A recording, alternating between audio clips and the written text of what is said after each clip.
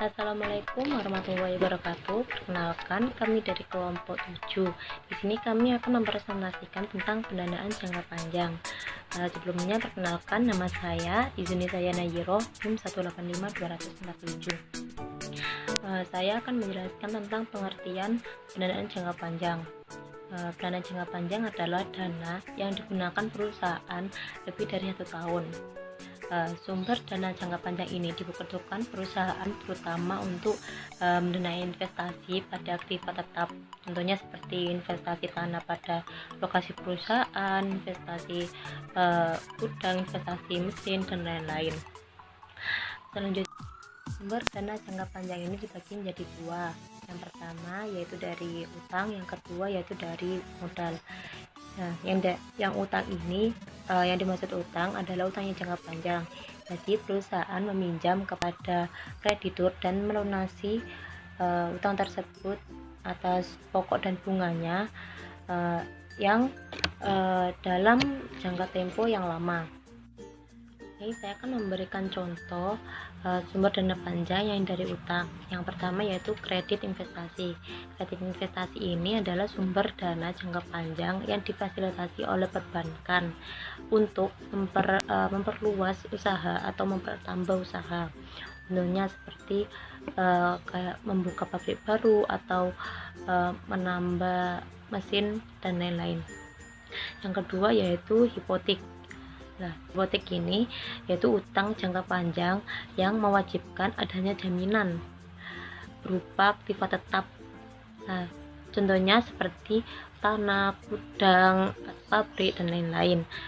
Nah, yang ketiga yaitu obligasi. Obligasi adalah utang jangka panjang yang berupa sertifikat, surat berharga, atau surat janji yang berisikan kontrak pengakuan utang oleh penerbit obligasi kepada kreditur.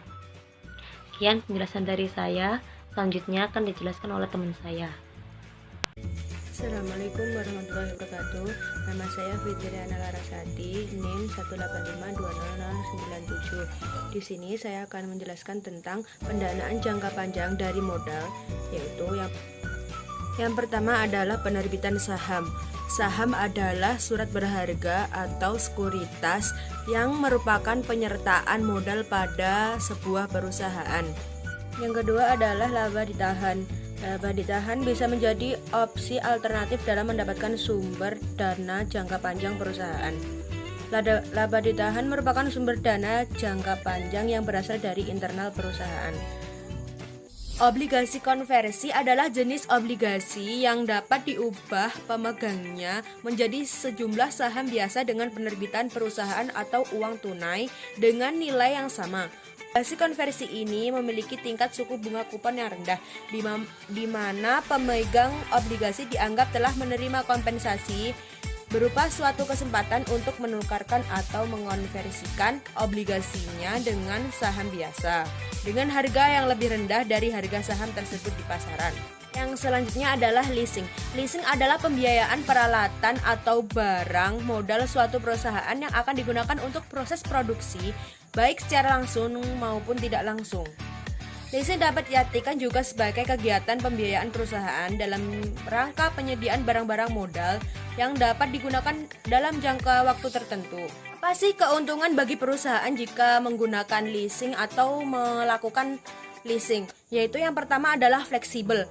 Perusahaan leasing sistemnya kontrak sehingga dapat disesuaikan dengan kebutuhan perusahaan kita. Yang kedua yaitu tidak diperlukan jaminan.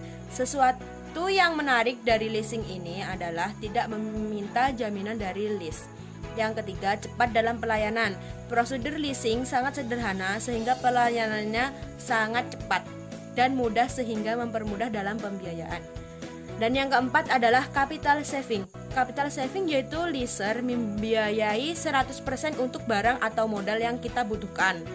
Dan yang kelima adalah pembayaran angsuran diperlakukan sebagai biaya operasional. Ini yang menarik, pembayaran angsuran dapat dimasukkan ke dalam biaya operasional perusahaan. Dan yang keenam, sebagai pelindung inflasi. Leasing juga dapat menghindari risiko penurunan nilai uang yang disebabkan oleh inflasi. Jadi itu tadi adalah keuntungan yang akan didapatkan perusahaan jika perusahaan melakukan leasing. Dan yang selanjutnya akan dijelaskan oleh teman saya. Assalamualaikum warahmatullahi wabarakatuh. Saya Muhammad Sadikin, NIM 18520058 dari kelompok 7. Di sini saya akan menjelaskan tentang option dan future. Merupakan instrumen yang semakin sering digunakan dalam pasar keuangan internasional adalah foreign currency future dan foreign currency option. Untuk selanjutnya disingkat future dan option. Kedua instrumen ini untuk mengantisipasi resiko falas yang diakibatkan oleh transaksi bisnis dan juga tujuan spekulatif.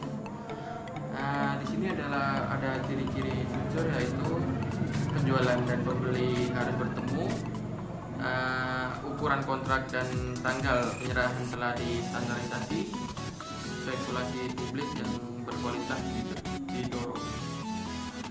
Selanjutnya option. Saya menjelaskan fungsi option sebagai berikut. Proteksi nilai aset, menghasilkan pendapatan tambahan dari asetnya, leverage diskon, dan strategi investasi. Selanjutnya di sini saya akan menjelaskan modal venture, yaitu merupakan investasi jangka panjang dalam bentuk pemberian modal kepada satu perusahaan dengan harapan akan memperoleh pendapatan bagi perusahaan modal venture berupa keuntungan modal atau capital gain dan dividen. Suatu perusahaan yang baru berkembang dan membutuhkan pendanaan dalam bentuk modal sendiri, sementara untuk akses pasar modal masih belum memenuhi persyaratan, dapat dimanfaatkan modal futur sebagai alternatif pendanaan jangka panjang. Berikut ciri-ciri modal futur pada umumnya. 1. Ada pembiayaan modal futur pada equity. Modal futur merupakan investasi jangka panjang. Modal futur merupakan pembagian yang sifatnya risk capital. Modal futur sifatnya sementara. Keuntungan berupa capital gain and dividend. Rate of return yang tinggi, dan ini adalah manfaat dari modal venture. Peningkatan kegiatan usaha, meningkatnya potensi usaha, pemasaran produk lebih efisien, mendapat kepercayaan diri dari bank, tingkat likuiditas membaik, rentabilitas semakin baik. Nah, itu sekian yang bisa saya jelaskan. Sekian dari saya. Wassalamualaikum warahmatullahi wabarakatuh. Kalau ada pertanyaan silahkan disampaikan. Terima kasih.